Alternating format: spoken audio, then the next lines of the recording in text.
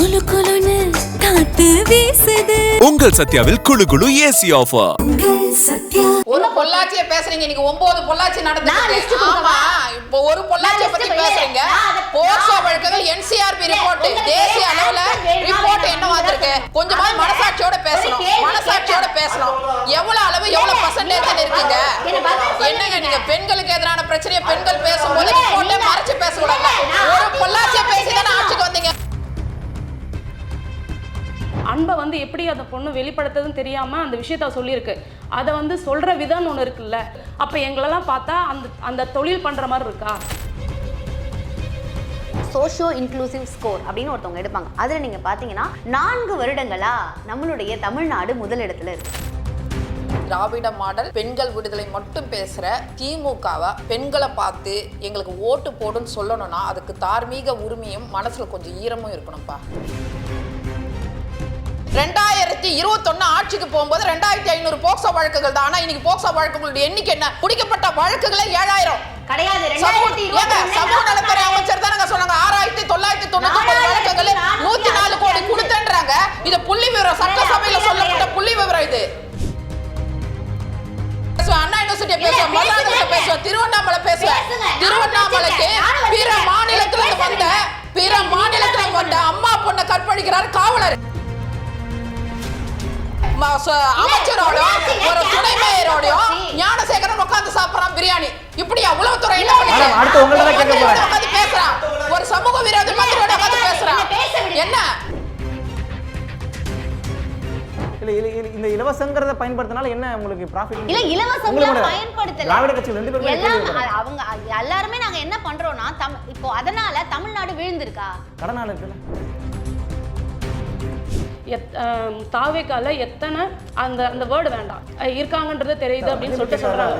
ஒரு பொண்ணை வந்து அந்த பொண்ணு வந்து எமோஷனலா எப்படி சொல்றது, அவரோட அன்பை வந்து எப்படி அந்த பொண்ணு வெளிப்படுத்துறதுன்னு தெரியாம அந்த விஷயத்த சொல்லியிருக்கு.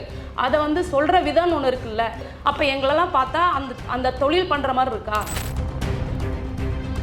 தாவேக்கால பொறுப்புல இருக்கிறவங்க எந்த லேடிஸையாவது தரகுறவா பேசி நீங்க பாத்திருக்கீங்களா? திமுக தரப்புல பலரும் நம்ம கிட்ட தனிப்பட்ட முறையில் நிறைய சொல்லியிருக்காங்க. விர்ச்சுவல் வாரிசு எங்களை வந்து ஆபாசமா பேசுறாங்க.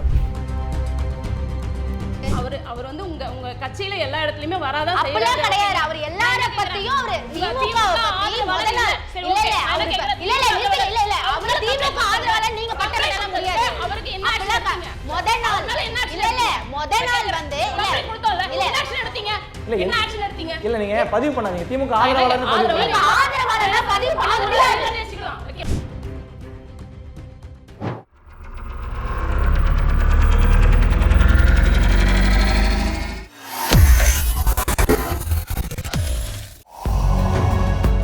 வேலை வேண்டுமா? ப்ளூ ஓஷன் இருக்கிறது.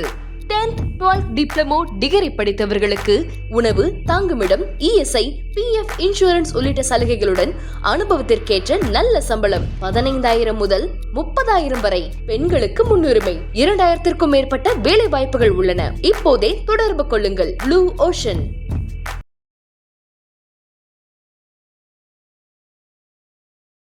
தமிழ் நேயர்களுக்கு வணக்கம். தேர்தலுடைய களம் ரொம்ப பரபரப்பாகவே இயங்கிட்டு இருக்கு. கோடைகால அந்த வெப்பத்தை விட அரசியல் வெப்பம் ரொம்ப அதிகமாகவே இருக்குன்னு சொல்லலாம். ஸோ இந்த ரொம்ப நெருக்கடியான சூழலில் தேர்தலில் யாருக்கு முன்னுரிமை கொடுக்கப்படுகிறது, அங்கீகாரம் கொடுக்கப்படுகிறதுங்கிற கேள்வி இருக்கு.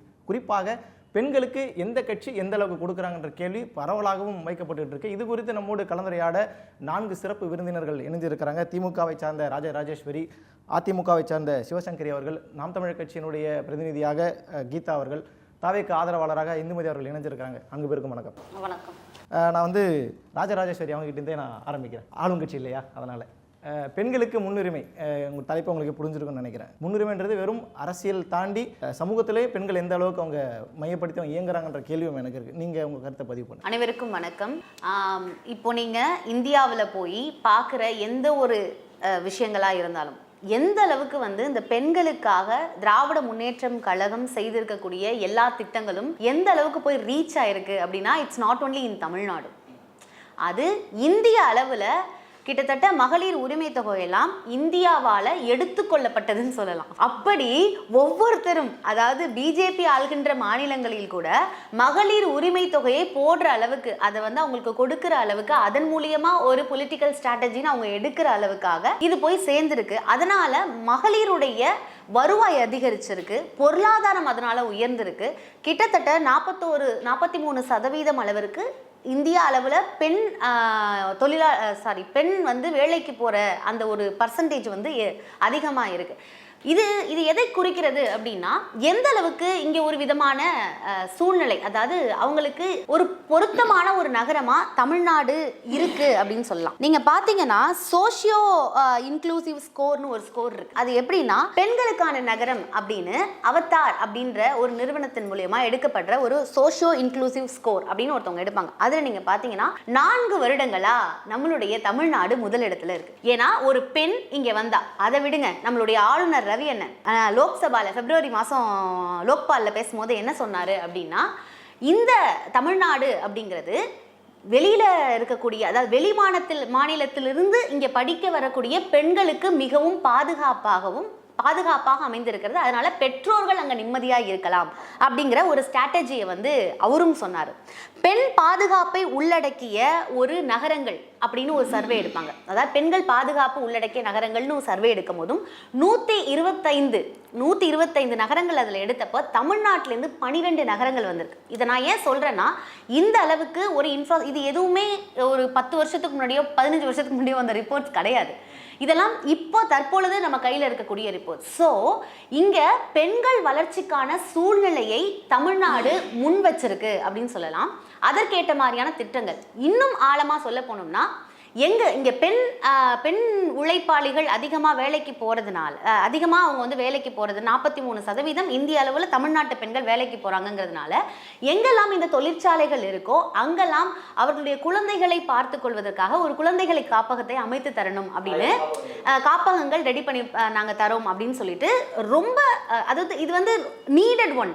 இப்போ நான் வேலைக்கு போறேன் அப்படின்னா என் குழந்தைய நான் எங்க விட்டு போவேன்? நான் வந்து குழந்தைய பார்த்துக்கிறது ஒன்றே என்னுடைய வேலை அப்படிங்கிறது இல்லாமல் நான் என் குழந்தை கூட இருப்பேன். உங்கள் கல்விக்கு அவங்க பொருளாதாரத்திற்கும், ஒரு குழந்தையின் வளர்ப்பில் இருக்கக்கூடிய பொருளாதாரத்திற்கும் ஒரு பெண் சப்போர்ட்டிவாக இருக்கிறதுக்கான தேவைகள், நீட்ஸ்ன்னு ஒன்று இருக்குல்ல, அவங்களுக்கு குழந்தை தடையாக இருக்கக்கூடாது. அப்போ குழந்தைகளுக்கு வந்து காப்பகங்கள் பக்கத்திலேயே, தொழிற்சாலைகளுக்கு பக்கத்திலேயே அமைத்து கொடுத்து அதன் பிறகு அவங்களுக்கு வந்து ஒரு விதமான வளர்ச்சிக்கு இது முன்னெடுக்கிற மாதிரி ஒரு சூழ்நிலைகளை தமிழ்நாடு அரசு உருவாக்கியிருக்கு. அது மட்டும் இல்லாமல் விடியல் பயணம் உங்களுக்கு தெரியும், எங்கே பார்த்தாலும் நீங்கள் ஏன் நம்மளுடைய இபிஎஸ் அண்ணன் ஆண்களுக்கும் கொடுக்குற அளவுக்கு அவருடைய மனசுலே போய் ஒரு சேர் போட்டு உட்கார்ந்த ஒரு திட்டம்னா மகளிருடைய விடியல் பயணம் திட்டம். அது வந்து பெண்களுடைய, அதாவது என்ன சொல்லுவாங்க, ஆல் த ஒரு ப்ராவர்ப் இருக்கும்ல, all the ways are leads to Rome அப்படின்ற மாதிரி நம்ம அதை படிச்சிருக்கோம். அதாவது பாதைகள், ஒரு சாலை அப்படிங்கிறது தான் அறிவு உருவாக்கத்தின் முதல் தடமா மனித குலம் தோன்றியதிலிருந்தே இருக்கு. அப்ப அந்த சாலையில் நம்ம வந்து பயணிக்கக்கூடிய ஒரு சூழ்நிலையை ரொம்ப எளிதா ஒரு பெண்ணுக்கு யாரையும் சப்போர்ட் பண்ணாம ஒரு போயிட்டு வரத்துக்கா இருக்கட்டும், எல்லாத்துக்கும் நம்ம கொடுத்ததா இருக்கட்டும், இப்போ எங்களுடைய அறிக்கையில வந்து கூப்பன் சிஸ்டம் கொடுத்து என்ன பிராண்டு வேணுமோ, எதை மாத்திக்கணுமோ. எனக்கு அதில் நிறைய கேள்விகள் இருக்கு. இருந்தாலும் நான் அடுத்த அமர்வில் நான் கேட்குறேன். இப்போ நான் சிவசங்கரி அக்காட்டு நான் ஆரம்பிச்சிடறேன். அக்கா, இப்போ நிறைய விஷயங்கள் அவங்க சொல்லியிருந்தாங்க. அதிமுக எந்த அளவுக்கு பெண்களுக்கு முக்கியத்துவம் கொடுக்குறாங்கன்றதையும் கூடுதலாக நீங்கள், அதாவது பெண்கள் நாட்டின் கண்கள் என்பதை வந்து அம்மா வந்து ஆட்சிக்கு வந்தவுடனே மீண்டும் அது புரட்சி தலைவர் காலத்திலேருந்தே ஆரம்பிக்கப்பட்ட விஷயம். இருந்தாலும் அம்மா வரும்போது என்ன, ஒரு பெண் தலைவராக என்னன்னா பார்த்து ஒவ்வொரு விஷயங்களும் செஞ்சாங்க. இவங்க பெண் வளர்ச்சி, அந்த குறியீடுகளை பற்றிலாம் சொல்கிறாங்க. அது ஏதோ இவங்க ஆட்சிக்கு வந்த போது தான் நடந்ததில்லை. பெண்கள் பாதுகாப்பாக வேலை செய்யும் நகரங்களில் சென்னையும் கோயம்புத்தூரும் தேர்ந்தெடுக்கப்பட்டது. அதனால வந்து பெண்களுக்காக மட்டுமே ஒரு ஆட்சி, பெண்களுக்காக மட்டுமே ஒரு முக்கியத்துவம் கொடுத்த ஒரு ஆட்சினா அது கண்டிப்பாக அதிமுக ஆட்சி. தொட்டில் குழந்தை திட்டங்களை எடுத்துங்க. பெண் சிசு கொலையை தடுக்கணும்னு அம்மா என்ன பண்ணாங்க, கிருஷ்ணகிரி ஓசூர்லலாம் அந்த பெண் சிசு கொலை அதிகமாக இருக்கிற நேரங்களில் கள்ளிப்பால் கொடுத்து அதை என்ன பண்ணாங்க, உடனடியாக தொட்டில் குழந்தை திட்டம் கொண்டு வந்து அந்த குழந்தைகளுக்கு ஒரு மறுவாழ்வு கொடுத்து இன்றைக்கி பெரிய அளவில் இருந்தாங்க. அது மட்டும் இல்லை, தாய் சேய் பெட்டகமாக இருக்கட்டும், கர்ப்பிணி பெண்களுக்கான உதவித்தொகை 18,000, ஏன் மகப்பேறு விடுப்பு 6 மாதத்துலேருந்து 9 மாதம் உயர்த்தினாங்க. அந்த முதியோர் உதவித்தொகை வந்து 1000 ரூபாய் ஒதுக்குனது அம்மா தான். இப்படி எல்லா விஷயங்களும், ஏன் ஒரு கிராமப்புறத்தில் இருக்க பெண் குழந்தைகள் வந்து போகிறதுக்கு கஷ்டம் இருக்கக்கூடாதுன்றதுனால மிதிவண்டியை கொடுத்தாங்க. சொல்லப்போனால் ஒவ்வொரு பள்ளியிலும் குழந்தைகளுக்கு சானிட்டரி நாப்கின் கூட பெண் குழந்தைகளுக்கு அம்மா கொடுத்தாங்க. அந்த அளவுக்கு நீங்கள் நுணுக்கமாக ஒவ்வொரு விஷயங்களும் பார்க்கும்போது ஒரு சானிட்டரி, ஏன் ஒரு பெண் பால் கொடுக்கணும்னா பாலூட்டும் அறைகளில் ஒவ்வொரு பஸ் நிலையங்கள் அம்மா கொண்டு வந்தாங்க. அப்படி பெண்களுக்காக மட்டுமே பின்தங்கிய மாவட்டங்களில் சத்து குறைபாடு உள்ள கர்ப்பிணி பெண்களை தேர்ந்தெடுத்து அவங்களுக்கு என்ன பண்ண முக்கியத்துவம் கொடுத்து அந்த ரேஷியோவை இன்க்ரீஸ் பண்ணாங்க. அப்படி எல்லாமே ஓவரால் பேக்கேஜ் அம்மா ஸ்கூட்டி எல்லாத்தையும் தாண்டி உள்ளாட்சியில் 50% ஒதுக்கீடு கொடுத்தாங்க. அதிகாரத்தை கொடுத்துருக்காங்க பெண்களுக்கு. சுய உதவி குழுக்கள், கிராமப்புற பெண்களுக்கு என்ன பண்ணாங்க, விலையில்லா ஆடு மாடுகள், அது பொருளாதாரத்தை உயர்த்தது. ஒரு பக்கம் வெண்மை புரட்சி, ஒரு பக்கம் பசுமை புரட்சி, இப்படி எல்லாத்தையும் செஞ்ச ஓவரால் ஒரு ஆட்சி. இன்னைக்கு தமிழ்நாட்டு பெண்கள் எங்கள் ஆட்சி காலத்தில் தலை நிமிர்ந்து நின்னாங்க. ஆனால் இன்னைக்கு சமூக நீதி, திராவிட மாடல், பெண்கள் விடுதலை மட்டும் பேசுகிற திமுகவை பெண்களை பார்த்து எங்களுக்கு ஓட்டு போடுன்னு சொல்லணும்னா அதுக்கு தார்மீக உரிமையும் மனசுல கொஞ்சம் ஈரமும் இருக்கணும்ப்பா. என்னெல்லாம் நம்ம பார்த்துட்டு இருக்கோம் இந்த 5 ஆண்டுகள்ல. ஒன்னில நிர்பயா நிதி ஒதுக்கப்பட்டது. அந்த நிர்பயா நிதியை எவ்வளவு செலவு பண்ணீங்க? அதுல முக்கியமா கேமராக்கள் பொருத்தணும்னாங்க. நீங்க அண்ணா யூனிவர்சிட்டி விஷயத்தை எடுத்துங்க. பாதிக்கப்பட்டுடைய பெண்ணுடைய இடத்துல கேமரா கிடையாது. ஒரு தலைநகரத்தின் மத்தியில் இருக்க ஒரு யூனிவர்சிட்டியில அந்த பாதிக்கப்பட்ட பெண் இருக்கிற இடங்கள்ல கேமரா கிடையாது. உயர்கல்வித்துறை அமைச்சர் ஒன்னு சொல்றாரு, கமிஷனர் ஒன்னு சொல்றாரு. அதை யோசிச்சு பார்த்தோம். மதுராந்தகத்தை எடுத்துங்க. ஒரு சிறுமி, 14 வயது சிறுமி பாலியல் வன்கொடுமை. நம்ம கோயம்புத்தூரை பத்தி பேசிட்டு இருக்கும் போதே கோயம்புத்தூர்ல என்ன நடக்குது, அது பாதுகாக்கப்பட்ட ஒரு மண்டலம் வேற. அந்த மண்டலத்திலே வன்கொடுமை நடக்குது. அதை கேட்டா ஏன் அந்த பொண்ணு போகுது, உதருக்கு பின்னாடி ஏன் போனோம், இதெல்லாம் ஒரு பேச்சாப்பா? சமூக நீதி சொல்றீங்க. என்சிஆர்பி ரிப்போர்ட்ல என்ன சொன்னோம், தலித் சமூக நீதி பேசுற இந்த அரசு தலித் பெண்களுக்கான வன்கொடுமை அதிகரிச்சிருக்குன்னு சொல்லியிருக்காங்க. கிட்டத்தட்ட 10%, 20%, 50% தலித்துகளுக்கு எதிரான வன்கொடுமை அதிகரிச்சிருக்கு. சுதந்திர இந்தியாவுக்கு முன்னாடி நீங்க வந்து வேங்க வயல கேட்டிருப்பீங்களா? மலத்தை கொண்டு போய் கொட்டுறது பிரிட்டிஷ் இந்தியால கூட நடக்கல. அங்க பாதிக்கப்பட்டவங்களே நீங்க குற்றவாளின்றீங்க. எத்தனை நாள் போராட்டங்கள்ல நடந்துச்சு. நாங்குநேரியில கத்தி கலாச்சாரங்கள் நடக்குது. இப்படி நீங்க ஒரு பக்கம் வந்து ஒரு வளர்ச்சின்றது நீங்க 10 வருடம் ஆட்சியிலே இல்லை. அந்த 10 வருட ஆட்சி இன்னைக்கு கடன் நீங்க எவ்வளவு வாங்கியிருக்கிறீங்க? உங்களோட பட்ஜெட் என்ன? பட்ஜெட் பற்றாக்குறையே வராது. நீங்க இன்னைக்கு 46,000 கோடி பற்றாக்குறை ஏற்படுது. வாங்குற கடன்ல மூலதன செலவு 25% சிஏஜி அறிக்கை சொல்லுது. என்ன பண்றீங்க அந்த காசை? அந்த திட்டங்களை இருங்க, இந்த திட்டங்களை என்ன சரியா கொண்டு போய் கொடுக்குறீங்க? மத்திய அரசு கொண்டு கொடுக்குற ஃபண்டையும் சரியா அலகேட் பண்ணாம இருக்கிறீங்க நீங்க. தூய்மை இந்தியா திட்டத்தில் கழிப்பறைன்றீங்க. இன்னைக்கு விளாத்தி குளத்துல ஒரு கழிப்பறை இல்லை. கழிப்பறை ஒதுக்கப்பட்டிருக்குன்னு சொல்லுது புள்ளி விவரம். ஆனா பணம் போயிருக்கு. ஆனா அந்த வீட்டுல கழிப்பறை இல்லை. அந்த குழந்தை கழிப்பறை இல்லைன்னு சொல்லிட்டு ஒரு இடத்துக்கு போகுது. அங்க போற இடத்துல பாதுகாப்பு இல்லை. இன்னுமே அந்த குற்றவாளி மேல பல சந்தேகங்கள் இருக்கு. ஏன்னா கோயம்புத்தூர் விஷயத்துல இதுதான் நடந்துச்சு. ஒரே இரவுல சுட்டு பிடிக்கிறீங்க. அடையாள அணிவகுப்பு 20 நாள் நாங்கெல்லாம் போராட்டம் நடத்துற பிறகுதான் நடத்துறீங்க. அப்போ குற்றப்பதிவேட்டில் பெயில்ல வந்திருக்கிறவனை நீங்க ஃபாலோ பண்ணாம நோட் போடாம அவன் தான் குற்றவாளின்றீங்க. 20 நாள் கழிச்சு அப்ப அடையாள அணிவகுப்பு நடத்துவாங்க. ஒரு இரவுல குற்றவாளியை பிடிக்கிறீங்க. அப்ப அதுக்கு பின்னாடி என்ன மர்மம்? இன்னைக்கு ஞானசேகரனா இருக்கட்டும், ஞானவேல் பாபா இருக்கட்டும், எல்லாம் உங்க ஆட்சியில தானே நடக்குது. எஸ்ஐடி 24 மணி நேரத்துல நீதிமன்றத்துல போய் வழக்கு போட்டு எஸ்ஐடி நாங்க போட்டதுனாலதான் அவங்க பெரிய பெரிய திமிங்கலத்துக்காக ஒரு சின்ன நெத்திலியை பலி கொடுத்துட்டாங்க. இல்ல இப்ப லா அண்ட் ஆர்டர் நீங்க எழுத்தீங்கன்னா அதுல அதிமுகவும் பல கேள்விகள் போடுறோம். பல கேள்வி. நீ ஒன்று வந்து 3 வருஷத்துக்கு ஒண்ணு நடக்கிறதுக்கும் 10 மாசத்துல 1340 பாலியல் வன்கொடுமை நடக்கிறதுக்கும் 18,000 போக்சோ வழக்குகள் 7,000 போக்சோ வழக்குகள் தீர்வு கொடுக்கப்பட்டு 104 கோடி இழப்பீடு கொடுத்தன்னு அவங்க சமூக நலத்துறை அமைச்சர் தான் சொல்றாங்க. நாங்களா சொல்றோம்? அப்ப எத்தனை பர்சன்டேஜ் போக்சோ வழக்குகளோட பர்சன்டேஜ் ஆட்சி போன போது 2000 சில்லற போக்சோ வழக்குகளோட எண்ணிக்கை எடுங்க. நீங்க எடுங்க, உங்க எதுக்கு நீங்க போடுங்க. என்சிஆர்பி ரிப்போர்ட் 2021 ஆட்சிக்கு போகும்போது 2500 போக்சோ வழக்குகள் தான். ஆனா இன்னைக்கு போக்சோ வழக்குகளுடைய எண்ணிக்கை என்ன? முடிக்கப்பட்ட வழக்குகளே 7,000 கிடையாது. சமூக நலத்துறை அமைச்சர் தான் சொன்னாங்க 6,999 வழக்குகள் 104 கோடி கொடுத்தேன்றாங்க. இது புள்ளி விவரம். சட்டசபையில சொல்லப்பட்ட புள்ளி விவரம். இது சட்டசபையில சொல்லப்பட்ட புள்ளி விவரம். இது கிடையாது. தப்பு. ஏங்க நீங்க தப்புன்னா உங்க சமூக நலத்துறை அமைச்சர் சொன்னீங்க. இருங்க, நீங்க இப்ப நெட்ல போடுங்க. நான் போய் சொன்னா நெட்ல போடுங்க. ஏங்க நெட்ல நீங்க இப்ப போடுங்க. சமூக நலத்துறை அமைச்சர் எவ்வளவு வழக்குகள் முடிக்கப்பட்டிருக்கு, எவ்வளவு வழக்குகள் பதிவு பண்ணப்பட்டிருக்கு. கொலை 7,837 கொலைகள். 2000 பெண்கள் வன்கொடுமை செய்யப்பட்டிருக்காங்க, இறந்திருக்காங்க. 38 சிறுவர்கள். ஏங்க நான் என்ன சொல்றேன், நீங்க சமூக நலத்துறை அமைச்சர் இப்ப நெட்ல போடுங்க. போக்சோ வழக்குகள் எவ்வளவு, அதுல எவ்வளவு பேருக்கு தீர்வு கொடுக்கப்பட்டு எவ்வளவு இழப்பீடு கொடுத்தாங்கன்னு பாருங்க. சமூக நலத்துறை அமைச்சர் கொடுத்த புள்ளி விவரம் அது. இல்ல மேடம், நான் அடுத்த சொல்ற விரிவான இதை நான் கேட்கறேன். நம்ம அவங்கள்ட்ட 2 பேருக்கு முடிச்சிருவோம். நம்ம அக்கா கீதா அக்கா சொல்லுங்க, நீங்க சொல்லுங்க. நாம் தமிழர் கட்சி இயல்பாகவே தெரியும், அவங்க சட்டமன்றத்திலும் நாடாளுமன்றத்திலும் பாதி ஒதுக்குற அளவுக்கு அவங்க வந்து செஞ்சுட்டு இருக்காங்க. இருந்தாலும் இதை தாண்டி என்ன மாதிரியான முன்னுரிமை கொடுக்கப்படுகிறது நாம் தமிழர் கட்சியில்? வணக்கம். இப்போ சமூக நீதின்னு சொல்லிட்டு காலமாக நூற்றாண்டை தாண்டிய களத்தில் நிற்கிற தேசிய கட்சிகளும் நூற்றாண்டு நோக்கி பயணப்படுகின்ற மாநில கட்சிகளும் ஒரு சோஷியல் ஜஸ்டிஸ் பார்த்து ஃபீமேல் மேல் பெண்கள் ஆண்கள்னு சொல்லிட்டு சமகாலத்தில் ஒரு வாய்ப்பு கொடுத்துருக்குன்னா நாம் தமிழர் கட்சி தான். இப்போ நீங்கள் இந்த தேர்தலே நம்ம உதாரணமாக வச்சுப்போம். நம்ம அந்த வரலாறுலாம் தாண்டி இந்த நடக்கிற இப்போ தேர்தலையே திராவிட கட்சிகள், அது திமுகவும் சரி அதிமுகவும் சரி, அவங்களோட பெண் வேட்பாளரோட நம்ம எண்ணிக்கைன்னு பார்த்தீங்கன்னா 20க்கு மேற்பட்டு தான் இருக்குது ஏடிஎம்கேல. டிஎம்கேல 19, என்னோட கணிப்பு சரியாக இருந்தால் 19ன்னு நினைக்கிறேன். அதுதான் மாற்று சித்தாந்தம்னு சொல்லிட்டு நாங்கள் தான் மாற்றத்துக்கான அரசியல் முன்னெடுக்கிறோம்னு சொல்லிட்டு இப்போ வந்திருக்க தாவேக்காவாக வந்து சரி, அவங்கள வந்து ஒரு 24ன்னு நினைக்கிறேன். ஆனால் இந்த களத்தில் வந்து இது மாதிரி இவங்க 2 பேரும் பேசுகிற மாதிரி ஒரு பெண்கள் சார்ந்த விஷயங்கள் ஆகட்டும், அவர்களோட பாதுகாப்பு எல்லாமே வந்து ஒரு சட்ட ரீதியாக அணுகணும் அப்படின்னா ஆட்சி அதிகாரம் வலிமையானது, அதை நோக்கி நம்மளோட பயணம் வந்து இருக்குது. அப்போ நாம் தமிழர் கட்சி வந்து என்ன பண்ணுறோம் அப்படின்னா பாதிக்கு பாதி 50% பெண்களும் ஆண்களும் சமமாக நம்ம களத்தில் நம்ம நிற்கிறோம். ஸோ அவங்களுக்கான அதிகாரம் வந்து அவங்களே சட்டசபையில் பேசணுன்றது நம்ம அண்ணன் வந்து கொடுத்துருக்காங்க. இது வந்து இதுதான் ஒரு ஜனநாயகமாக பார்க்கப்படுது. இது வந்து எப்படின்னா இவங்க சொல்லுவாங்க, பல விமர்சனங்கள் எங்கள் மேலே வைப்பாங்க. எப்படின்னா இவங்க வந்து எப்படி சொல்கிறது, இவங்க வந்து சும்மா ஒரு பேசும் பொருளாக ஆக்கிறதுக்கு இப்படி பண்ணுறாங்கன்னா அது அப்படி கிடையாது. இன்டர் பார்லிமெண்ட் யூனியன் ஒரு அமைப்பு இருக்குது. அது சர்வதேச பாராளுமன்ற பிரதிநிதிகள்லாம் கலந்து அது நடத்துது.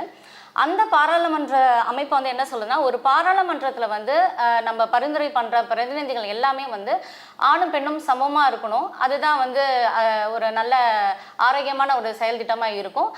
சமூக வேற்றுமை அற்ற அனைத்து குடிகளுக்குமான அரசு நிறுவனராக தான் இருக்கணும். யங்ஸ்டர்ஸ் இருக்கணும், யூத். ஏன்னா வந்து எப்பவுமே அரசியல் களத்தில் வந்து ஒரு புது பாய்ச்சல் இருந்துகிட்டே இருக்கணும். அப்போ யூத்ஸ்லாம் இருக்கணும் அப்படின்னு சொல்லிட்டு அந்த பன்னாட்டு அமைப்பு வந்து நம்மளுக்கு சொல்லுது. இதே வந்து ஒரு ஜனநாயகமாக அண்ணன் வந்து களத்தில் வந்து எங்களை இறக்கி இல்லை. இப்போ கடந்த தேர்தல்கள்லையும் பாதி இறக்கியிருக்கிறாங்க. ஆனாலும் வெற்றி அப்படிங்கிறது சாத்தியம்.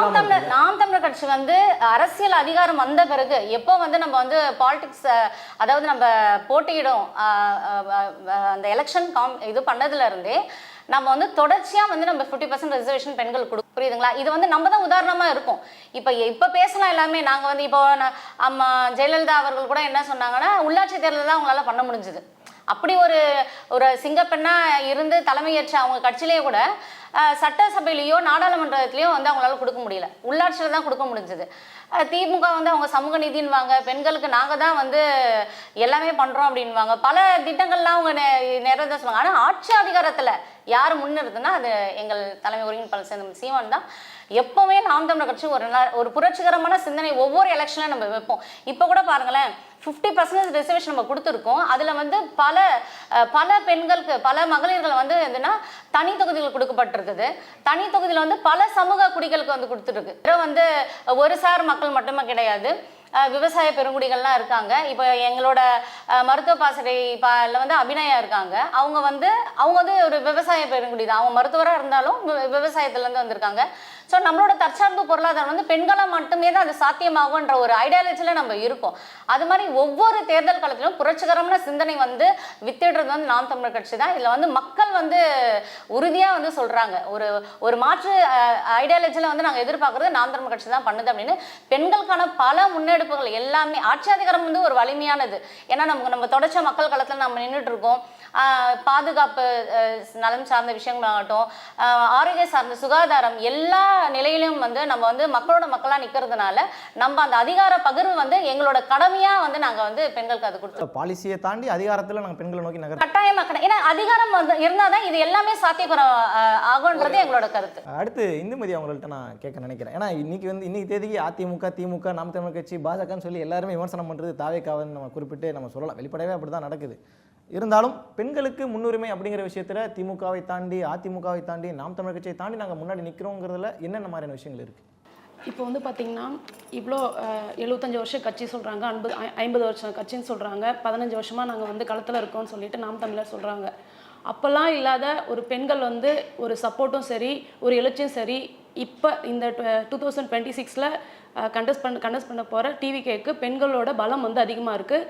இதை வந்து நீங்கள் கண்கூடாவே வந்து நீங்கள் எல்லா இடத்துலையும் பார்க்குறீங்க. இதுதான் வந்து இப்போ எல்லா கட்சிக்கும் வந்து பார்த்திங்கன்னா எங்களை விமர்சனம் பண்ணுறதுக்கு ஒரு பெரிய பாயிண்ட்டாக இருக்குது.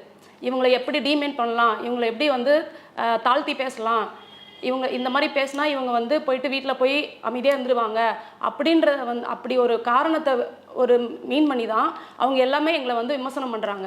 அதே மாதிரி தான் இப்போ வந்து பார்த்திங்கன்னா திமுக சப்போர்ட்டர் வந்து பார்த்திங்கன்னா அப்துல் கலாம் கூட இருந்தவர் திரு பொன்ராஜ் அவர் எப்படி பேசினார், அதாவது இப்போ தான் இவர் கட்சி ஆரம்பிச்சதுக்கு அப்புறம் தான் தெரியுது தாவேக்கால எத்தனை அந்த வேர்டு வேண்டாம் இருக்காங்கன்றது தெரியுது அப்படின்னு சொல்லிட்டு சொல்கிறாங்க.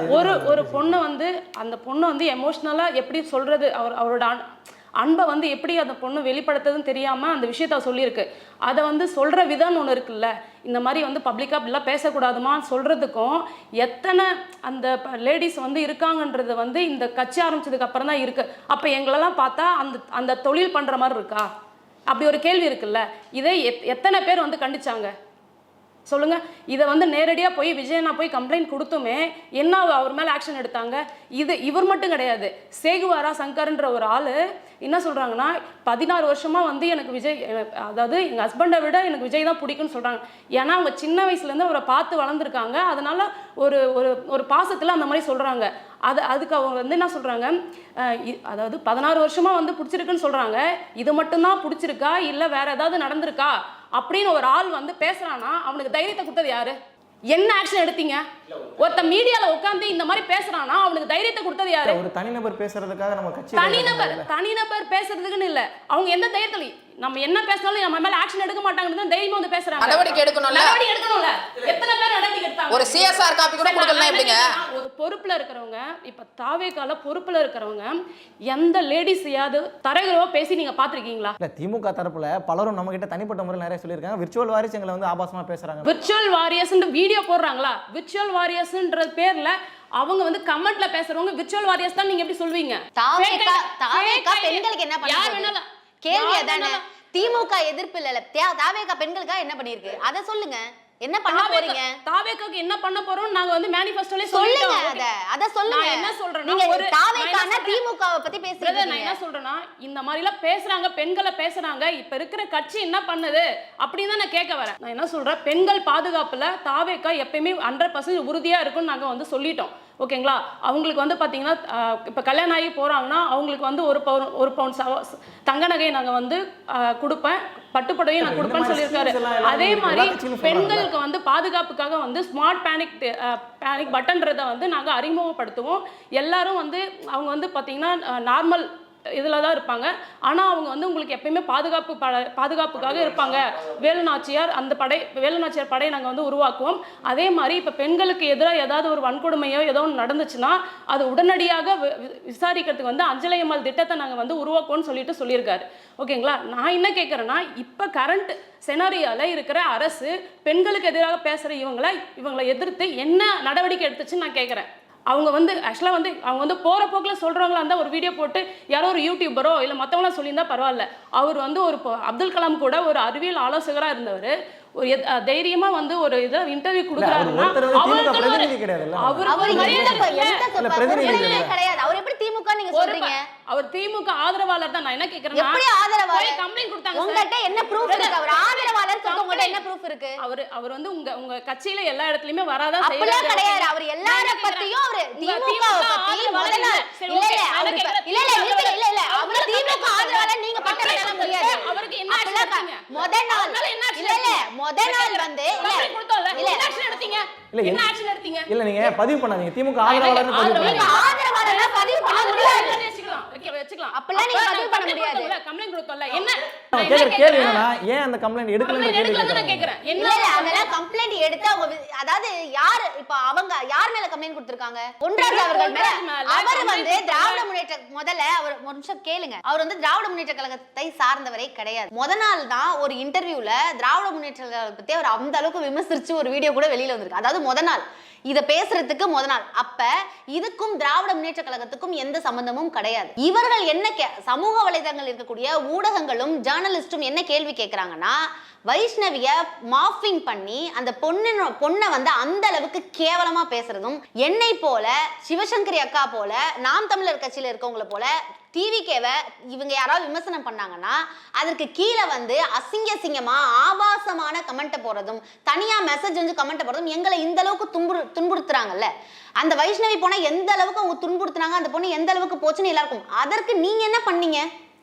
சமூக வலைத்தளங்கள்ல ஃபேக் ஐடில எல்லாமே பேசுறாங்க. விஜயன போட்டோ இப்ப அதே மாதிரி நாங்களும் எல்லாத்துக்குமே ஃபேக் ஐடி போகலாம். நான் என்ன சொல்றேன்னா வயசு வித்தியாசம் எல்லாம் கிடையாது. ஆக்சன் எடுக்கட்டும். அப்ப தெரியும்ல யார் வந்து அந்த விஷயம் பண்றாங்கன்னு தெரியுது இல்ல, தெரியும்ல. அப்ப வைஷ்ணவிக்காக போக வேண்டியதானே? ஏன் போல? ஏன் வைஷ்ணவி தமிழ்நாட்டுல இருக்க பொண்ணு கிடையாதா? வைஷ்ணவி வந்து எதுக்கு போகல? வைஷ்ணவியை பத்தி வீடியோ போட்டாங்க. எதுக்கு போகல? கட்சியில இருக்கிறவங்க எதுக்கு போகல? எதுக்கு விஜய் போகல? சரி, நம்ம தலைப்புல வந்துடலாம். அதாவது ஃபேக் ஐடில பேசுறவங்களுக்காக போய் பேச முடியாது. இப்ப அவர் எதுக்காக போனார்? பொன்ராஜ் வந்து டைரக்டா வீடியோ எல்லாம் பண்ணல. உங்க பிரேக் கொடுத்தாரு. அதாவது என்ன சொல்றது? சரி, நம்ம தலைப்புக்குள்ள வந்துடலாம். இருங்க, முன்னுரிமை சார்ந்த விஷயங்கள்ல பல ஸ்கீம்ஸ் வந்து போட்டிருக்காருங்கறத நான் புரிஞ்சுக்கிறேன். பாத்தீங்கன்னா பெண்கள் பாதுகாப்பு வந்து எந்த அளவுக்கு இருக்குன்னு சொல்லிட்டு எல்லாருக்குமே நமக்கு தெரியும். இப்ப விளாத்திக்குளம் அந்த பெண் வந்து கொல்லப்பட்டதா இருக்கட்டும், அதே மாதிரி 2.5 வயசு குழந்தை வந்து கிருஷ்ணகிரியில வந்து அது திமுக நிர்வாகியே வந்து பார்த்தீங்கன்னா பாலியல் வன்கொடுமை செஞ்சதாக்கும் அந்த குழந்தை இறந்து போச்சு. அதே மாதிரி பார்த்தீங்கன்னா இப்போ ஃப்ளைட்டில் போன ஒரு லேடிக்கு வந்து பார்த்தீங்கன்னா பணியாளருக்கு வந்து பார்த்தீங்கன்னா திமுகவோட கவுன்சிலர் வந்து பார்த்தீங்கன்னா பாலியல் வன்கொடுமை. இப்போ திமுகவில் இருக்கிற நிர்வாகினாலே வந்து பாதுகாப்பு இல்லைன்னும் போது நீங்கள் வந்து எப்படி பெண்கள் பாதுகாப்பு பற்றி இல்லை, இப்போ வேட்புமனு தாக்கல் பண்ணும்போது தாவேகா பிரதிநிதி மேலே இந்த மாதிரி ஒரு குற்றச்சாட்டு வந்துச்சு.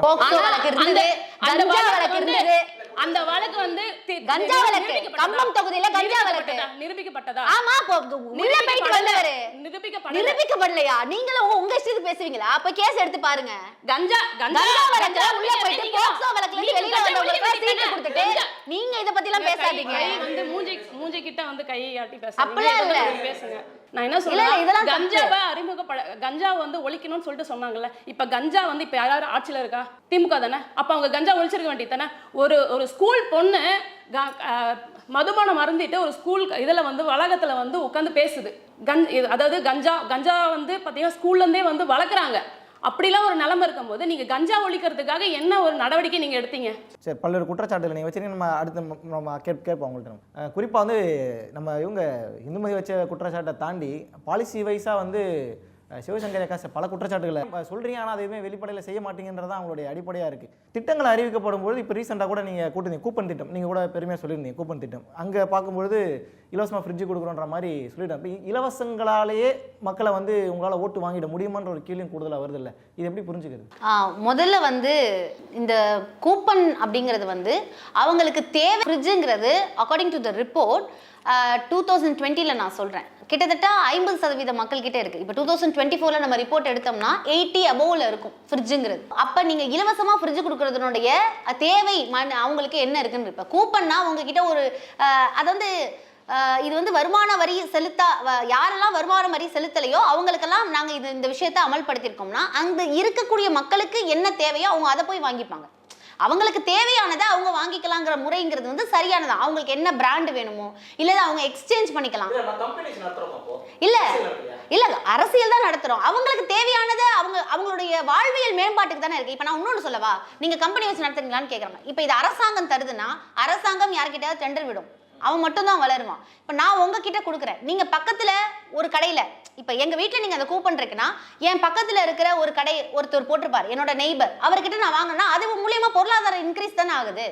அவங்களுக்கு ஒரு வளர்ப்பு இருக்கு. ஒரு கேள்வி நான் தெளிவுக்காக கேட்குறேன். இலவச வேட்டி சிலைகள்ன்ற திட்டம் நம்ம வந்து செயல்படுத்திட்டு இருக்கோம். அதிமுக சரி திமுக செயல்படுத்திட்டு இருக்கோம். நம்ம நெசவாளர்கள்ட்ட நேரடியாக கொள்முதல் பண்ணுறோம். அது எல்லாராலையும் வரவேற்கப்பட்டுச்சு. இப்போ அதே போல் பொது போக்குவரத்து அப்படிங்கிற வரும்பொழுது மகளிருக்கு இலவச பயணம் கொடுக்குறோம். அதுவும் எல்லா பேருந்துலையும் கொடுக்குறோமான்லாம் கிடையாது. இப்போ ஐரோப்பிய நாடுகள் மாதிரி எல்லா பேருந்துமே பொது உடைமையாக்கப்படுது அப்படிங்கிற மாதிரி ஸ்கீமை கொண்டு வந்திருக்கலாம். இல்லை குறைவான கட்டணம் தான், எந்த பேருந்தாலும் சரி, ஏசி நான் ஏசி எந்த பேருந்தாலும் குறைவான கட்டணம் அப்படிங்கிற திட்டத்தை நோக்கி நம்ம நகராமல் இலவசமாக கொடுக்குறோம் இலவசமாக கொடுக்கும் இந்த வார்த்தையை பதிவு பண்ணிட்டு இல்லை. இப்போ நீங்கள் பொது உடைமை ஆக்கப்படுறது அது இலவசம் இல்லைன்றீங்களா? பொது உடைமை ஆக்கப்படுறதுனா என்ன? அது காசு கொடுத்து போகிறதா? அது இல்லை இந்த இலவசங்கிறத பயன்படுத்தினால என்ன உங்களுக்கு ப்ராஃபிட்? இல்லை இலவசம் பயன்படுத்தல. திராவிட கட்சி ரெண்டு பேரும் அவங்க எல்லாருமே நாங்கள் என்ன பண்ணுறோம்னா இப்போ அதனால தமிழ்நாடு விழுந்திருக்கா? கடனால இருக்குல்ல, கடனா எத்தனை பர்சன்ட்? ஆனா அக்கா சொன்னாங்க, ஒரு ரிப்போர்ட் சொன்னாங்க 29.1%க்கு பிலோல தான் நம்ம இருக்கோம். அவங்க பிஜேபி ஆளுகின்ற மாநிலங்கள் 36.9 போயிட்டாங்க. அதாவது கடன் வரம்புக்கு மேல போயிட்டாங்க. நம்ம கடன் வரம்புக்கு உட்பட்டு இருக்கோம். அதிமுகவுடைய ஆட்சி காலகட்டத்துல திமுக வச்சுட்டு போன கடனை தாண்டி 500% அளவிற்கு அவங்க கடன் வச்சிருந்தாங்க. நாங்க அந்த அளவுக்கு ஏத்தல. எங்களோட 80% ஏறி இருக்கு. இருந்தாலும் அதை பொருளாதாரமாக மாத்தி இருக்கிறோம். சரியா? நாங்க வந்து புரிந்துணர்வு ஒப்பந்தங்களா இருக்கட்டும், கிட்டத்தட்ட இந்த ஆட்சியில் நீங்க பாத்தீங்கன்னா 50 லட்சத்திற்கு மேலானவர்களுக்கு வேலை வாய்ப்பு கிடைச்சிருக்கிறது. 13,500 அளவிற்கான புரிந்துணர்வு ஒப்பந்தங்களை நாங்க போட்டிருக்கோம். லட்சம் கோடி அளவுக்கு புரிந்துணர்வு ஒப்பந்தங்களை போட்டு பயங்கரமான தொழிற்சாலைகள் எல்லா டிஸ்ட்ரிக்ட்லையும் நாங்க தொழிற்பூங்காக்களை, டைடல் பார்க்குகளை அமைக்கிறதுக்காக வழிவகை செய்திருக்கோம். அக்கா சொன்னாங்க, நான் கேட்கிறேன், பொள்ளாச்சியில கேமரா இல்லையா? ஒரு பொள்ளாச்சியை பேசுறீங்க, நீங்க 9 பொள்ளாச்சி நடந்துருக்கு. ஆமா, இப்போ ஒரு பொள்ளாச்சியை பத்தி பேசுறீங்க. போக்சோ வழக்குகள் NCRB ரிப்போர்ட், தேசிய அளவுல ரிப்போர்ட் என்ன வந்திருக்கு? கொஞ்சமா மனசாட்சியோட பேசணும். எவ்வளவு அளவு, எவ்வளவு பர்சன்டேஜ் இருக்குங்க? என்னங்க நீங்க பெண்களுக்கு எதிரான பிரச்சனையை பெண்கள் பேசும்போது ரிப்போர்ட்டே மறைச்சு பேசக்கூடாது. ஒரு பொள்ளாச்சியை பேசிதானே ஆட்சிக்கு வந்தீங்க. அப்ப பொள்ளாச்சி எங்க ஒண்ணா நடக்கலாமா? தமிழ்நாடு முழுக்க நடக்கலாமா? கன்னியாகுமரியில இருந்து திருத்தணி வரைக்கும் நடக்கலாமா? ஒரு அமைச்சரோட, ஒரு துணை மேயரோடையும் ஞானசேகரன் உட்கார்ந்து சாப்பிடறான் பிரியாணி. இப்படியா உளவுத்துறை என்ன பண்ணுது? பேசுறான். ஒரு சமூக விரோத மந்திரியோட உட்கார்ந்து பேசுறான். என்ன நாங்க SIT போடலாம், குற்றவாளி வெளியே வந்திருக்க மாட்டான். 7 மணிக்கு வன்கொடுமை நடக்குது. சரியா? உங்க அமர்வில் நீங்க பேசுங்க. CBI உத்தரவிட்டோம் பொள்ளாச்சிக்கு. CBIக்கு நாங்க உத்தரவிட்டோம் பொள்ளாச்சிக்கு. அதுக்காக அது சரியா? பொள்ளாச்சி தப்புதான். அப்ப இப்ப நடக்கிறதெல்லாம் சரின்றீங்களா? ஒரு துயரத்துக்கு ஒரு துயரம் பதில் கிடையாது. பொள்ளாச்சியை பத்தி உன்னை எத்தனை நாளைக்கு பேசுவீங்க? நான் பேசுவேன். இப்ப விழுப்புரத்தை பேசுவேன், கோயம்புத்தூரை பேசுவேன், அண்ணா யூனிவர்சிட்டியை பேசுவேன், மதுரை பேசுவேன், திருவண்ணாமலை பேசுவேன். திருவண்ணாமலைக்கு பிற மாநிலத்துல வந்த அம்மா பொண்ணை கற்பழிக்கிறார் காவலர். 18 காவலர்கள் வழக்கு போட்டுருக்காங்க. அதுக்காக புள்ளி விவரங்களை மறைச்சு பேசக்கூடாதுல்ல. நல்லா கேட்டுக்கோங்க. பொள்ளாச்சியில கேமரா இல்லையா அப்படிங்கறது முதல் கேள்வி. பொள்ளாச்சியில இவங்க அருளானந்தம் கேமரா இல்லாததும் பொள்ளாச்சியில கேமரா இல்லாததும் ஒரு யூனிவர்சிட்டியில கேமரா இல்லன்றது எவ்வளவு பெரிய குற்றம் அது. இல்ல பயப்படாதீங்க. நான் பயம்லாம், எனக்கு ஒன்றும் பயம்லாம் கிடையாது. எந்த காலத்துலயும் பயம்லாம் கிடையாது. அரசியல் காலத்துக்கு வந்துட்டு எந்த பயம் கிடையாது. நீங்க ஏங்க பொள்ளாச்சியில கேமரா லாஜிக் இருக்கா? அண்ணா யூனிவர்சிட்டியில கேமரா எல்லாம் கேட்கறதுக்கு லாஜிக் இருக்கு இல்லங்க? அண்ணா யூனிவர்சிட்டியில கேமரா இல்லன்னா அதுல லாஜிக் இருக்கு. ஆனா பொள்ளாச்சியில இருக்கான்னு கேக்குறாங்க. அப்ப கோயம்புத்தூர்ல ஏன் இல்ல? என்ன பேச விடுங்க, எனக்கு தான் ஸ்பாயில் ஆகும். சரியா? முதல் விஷயம், அருளானந்தம்னு பொள்ளாச்சியில வழக்கு போட்டு எத்தனை நாளைக்கு அப்புறம் FIR ஃபைல் பண்ணாங்க? 12 நாளைக்கு அப்புறம். எத்தனை நாளைக்கு அப்புறம் அவங்க வந்து அத கிட்டத்தட்ட 2 வருஷத்துக்கு அப்புறம் அருளானந்தம்ங்கிற ADMK கேண்டிடேட் அவரை 2 வருஷத்துக்கு அப்புறம் பொள்ளாச்சியில அரெஸ்ட் பண்ணாங்க. அதுக்கப்புறம் அவர்கள் இன்னொருத்தவங்க அந்த பார் நாகநாதன் அவர் அடிக்கடி வழக்குன்னு சொல்லி அவர் ADMK நிர்வாகி தான், அவரை அதுல இருந்து காப்பாத்தி விட்டாங்க. கிட்டத்தட்ட பொள்ளாச்சி வழக்குல எப்ப வந்து நமக்கு தீர்ப்பு வந்தது? இப்ப இந்த பீரியட்ல DMK பீரியட்ல வந்துச்சு. அக்கா வந்து அண்ணா யூனிவர்சிட்டி பத்தி பேசினாங்க. அண்ணா யூனிவர்சிட்டியில கேஸ் போட்டு கிட்டத்தட்ட 24 மணி நேரத்துக்குள்ள SIT போடுறதுனால தான் முடிஞ்சது. அது கிட்டத்தட்ட 157 அந்த நாட்களுக்குள்ள அவங்களுக்கு நாங்க ஆயுள் தண்டனை வாங்கி கொடுத்துட்டோம். அண்ணா நகர் சிறுமி வழக்கா இருக்கட்டும், எல்லாத்துக்கும் கிட்ட 127 டேஸ். இல்ல அண்ணா நகர் சிறுமி வழக்குல CBI கிட்ட மாத்துறது யார் தடுத்து? அது வேற உச்சநீதிமன்றத்துல போய் கேட்டது. உச்சநீதிமன்றத்துல மேல்முறையீடு யார் போனது? இல்ல அதிமுக ஆட்சி காலகட்டத்தில் நடந்த குற்றங்களுக்கு எல்லாம் CBI விசாரணை வேணும்னு சொன்னோம். நம்ம ஆட்சியில் நடக்கும் குற்றம் நடக்கும்போது CBI கிட்ட தள்ளாம இருக்கிறதுக்கு என்ன காரணம்? அது இல்ல நாங்க நாங்க பார்க்க கூடாது. அவங்க வந்து எத்தனை நாள் கழிச்சு கொடுத்தாங்க? அதே கேள்வி அவங்க கேட்பாங்க. நாங்க உடனே கொடுத்தோம். நாங்க உடனே நீங்க எடுத்து பாருங்க. அந்த விவாதத்துல நானே இருக்கேன். ஜெயராஜ் பெனிஸ் வழக்க ஒரே மாசம் CBI கையில மாத்திட்டாங்க. அவங்க 1000 கூட சொன்னீங்க, ஆனா மாத்திட்டாங்க. அவங்க நீங்க மேல்முறையீடுக்கு போனீங்க.